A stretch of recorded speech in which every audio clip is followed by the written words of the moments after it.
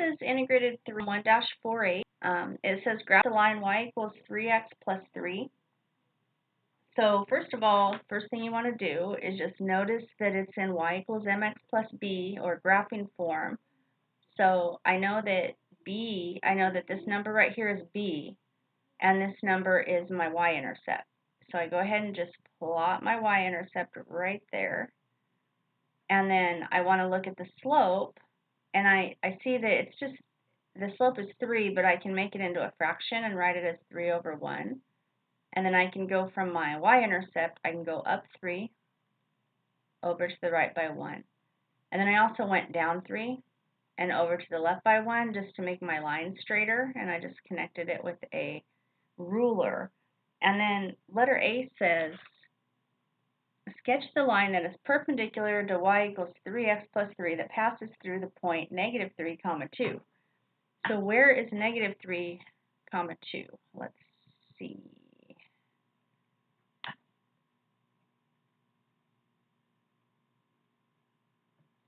So there's some line that goes through negative 3, comma 2 that's perpendicular to the line we already have.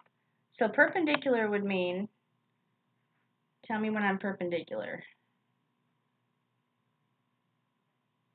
Right around here, right?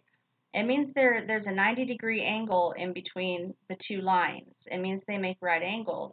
And you might remember from integrated 1 or integrated 2 class, you might remember that perpendicular, a line that's perpendicular to another line is going to have the opposite reciprocal as its slope.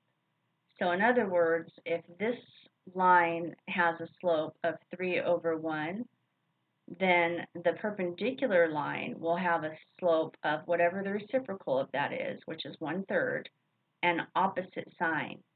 So I know that the slope of my perpendicular line is negative 1/3.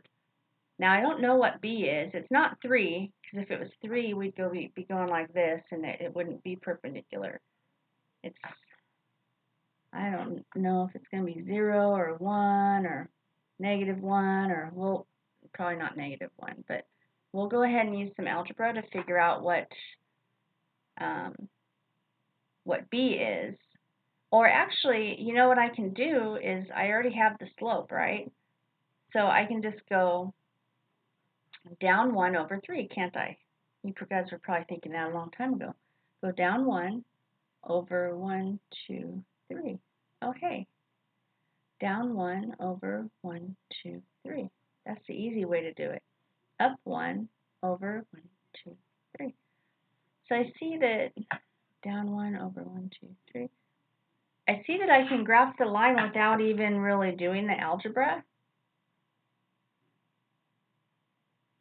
So that's nice.